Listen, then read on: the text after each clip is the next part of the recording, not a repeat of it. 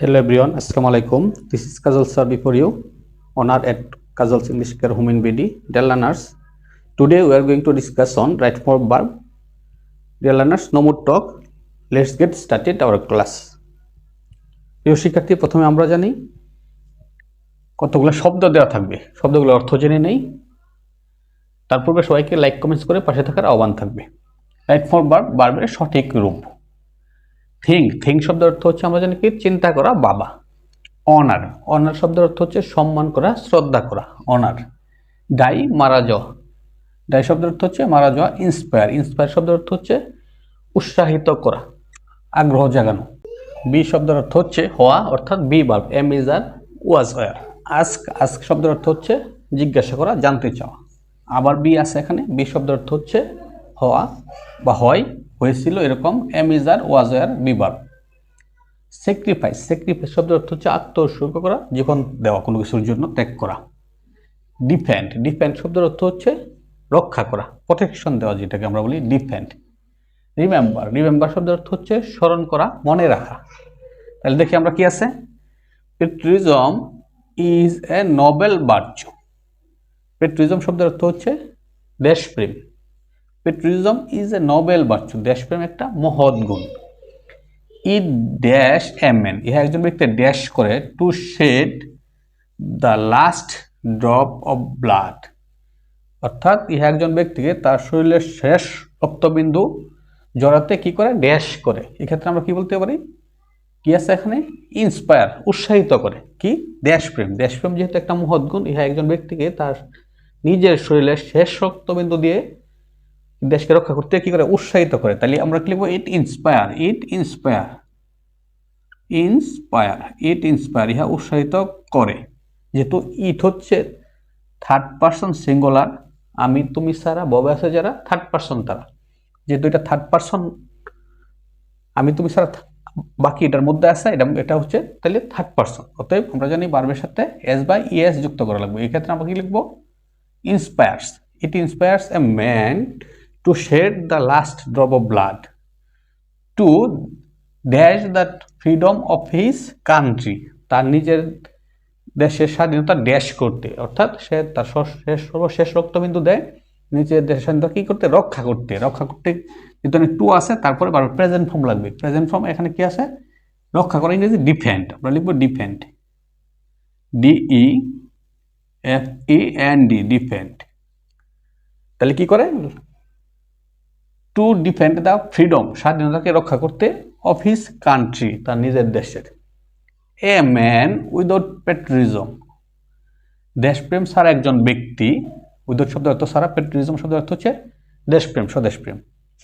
A man without পেট্রিজম, দেশপ্রেম ছাড়া বা দেশপ্রেম ছাড়া একজন ব্যক্তি, dash not better than a best, অর্থাৎ স্বদেশপ্রেম ছাড়া বা দেশপ্রেম ছাড়া একজন ব্যক্তি পশুর চেয়ে নিকৃষ্ট।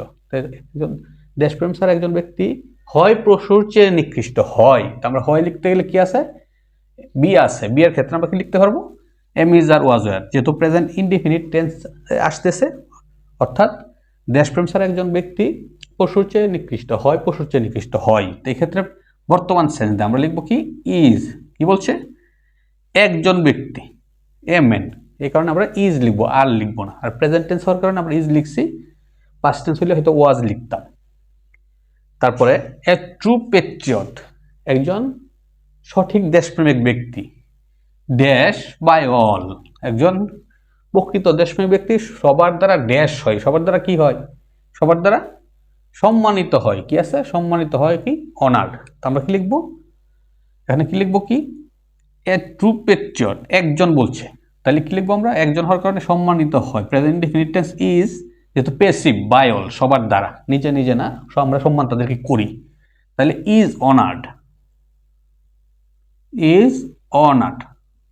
বাই অল, অর্থাৎ সবার দ্বারা উনি কি হন, সম্মানিত হন, আমরা সম্মান করি। কে, একজন সঠিক দেশপ্রেমিক, প্রকৃত দেশপ্রেমিক। হি অলওয়েজ, সে সর্বদা, dash for the welfare of his country, সে সর্বদা তার দেশের কল্যাণের জন্য ড্যাশ করে, সে সর্বদা তার দেশের কল্যাণের জন্য কি করে, চিন্তা করে। তাহলে আমরা কি লিখবো, he always think for the welfare of his country. এক্ষেত্রে যেহেতু হি আছে থার্ড পারসন সিঙ্গুলার, অলওয়েজ আছে, অলওয়েজ থাকলে আমরা জানি এটা কি হয়, প্রেজেন্ট ইনডিফিনিট টেন্স হয়। অলওয়েজ দ্বারা সময় রিমিন করে, সময় বোঝা, সর্বদা সবসময়। এক্ষেত্রে যদি কোথাও অলওয়েজ, রেগুলারলি, ওকেজনালি এরকম শব্দ পাই আমরা ইউজুয়ালি, তাহলে আমরা প্রেজেন্ট ইনডিফিনিট টেন্স জানি। তাহলে যেহেতু অলওয়েজ আছে আমরা প্রেজেন্ট ইনডিফিনিট টেন্সে লিখলাম। তারপরে যেহেতু থার্ড পারসন সিঙ্গুলার, আমরা কি করব, ভার্বের সাথে এস বাই এস দিব। তো থিঙ্কের সাথে এস, thinks. He always thinks for the welfare of his country. সে সর্বদা তার দেশের জন্য কি করে, মঙ্গলের জন্য চিন্তা করে, কাজ করে। অন দ্য আদার হ্যান্ড, পক্ষান্তরে, বিপরীতে, দ্য আনপেট্রিয়টিক ম্যান। আনপেট্রিয়টিক মানে হলো দেশপ্রেমের বিপরীত, যে যার দেশপ্রেম নাই। অন দ্য আদার হ্যান্ড, পক্ষান্তরে, দ্য আনপেট্রিয়টিক ম্যান, একটা অদেশপ্রেমিক ব্যক্তি, dash only for their own interest. পক্ষান্তরে অদেশপ্রেমিক ব্যক্তিরা, যেহেতু ম্যান আছে, ব্যক্তিরা তাদের নিজেদের স্বার্থের জন্য কি করে, ড্যাশ করে, নিজেদের স্বার্থের জন্য চিন্তা করে। তো থিঙ্কই লিখবো আমরা, একাধিক ব্যবহার করা লাগবে থিঙ্ক। থিঙ্ক লিখলাম কি, অন দ্য আদার হ্যান্ড পক্ষান্তরে, দ্য আনপেট্রিয়টিক ম্যান থিঙ্ক ভাবে, অনলি তার অন ইন্টারেস্ট, তাদের নিজেদের স্বার্থ। এখানে যেহেতু আনপেট্রিয়টিকের পরে ম্যান আছে, এমইএন প্লুরাল, এই কারণে আমরা থিঙ্কের সাথে যুক্ত করব না। Those who dash for the country are true patriot. To patriot. Those who dash for the country, দেশের জন্য যারা ড্যাশ করে, হয় আসল দেশপ্রেমিক, প্রকৃত দেশপ্রেমিক। তো দেশের জন্য যারা ড্যাশ করে, কি করে, দেশের জন্য যারা চিন্তা করে, তো আমরা বলে ফেলছি, দেশের জন্য যারা জীবন দেয়, মৃত্যুবরণ করে। দোজ হো ডাই, দোজ হো ডাই, দোজ হো ডাই যারা মারা যায়, ফর দ্য কান্ট্রি দেশের জন্য, আর ট্রু পেট্রিয়ট তারাই হয় আসল দেশপ্রেমিক।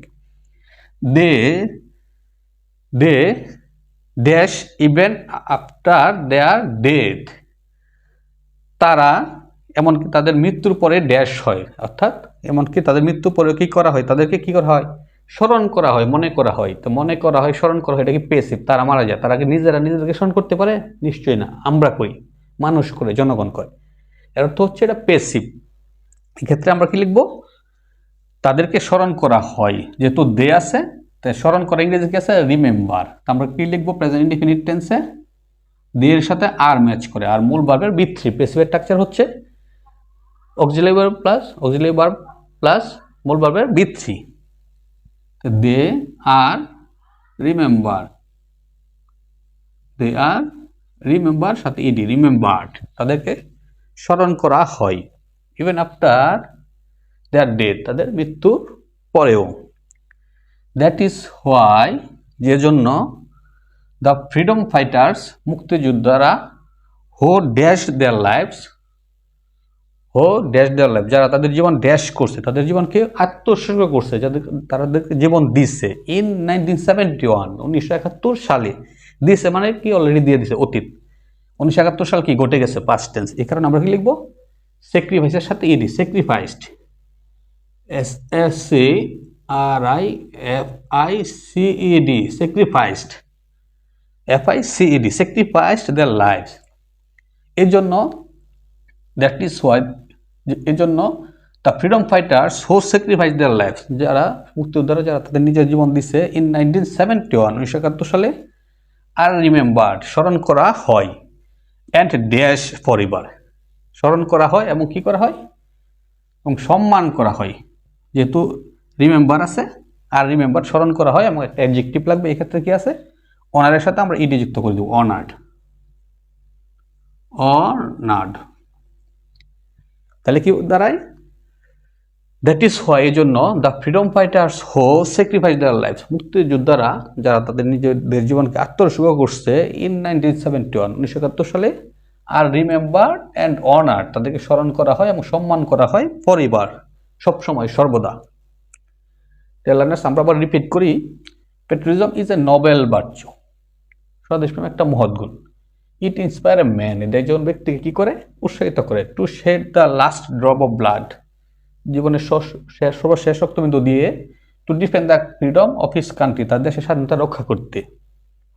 এ ম্যান উইদাউট প্যাট্রিজম, দেশপ্রেম ছাড়া একজন ব্যক্তি, is not better than a beast, হয় না পশুর চেয়ে উত্তম।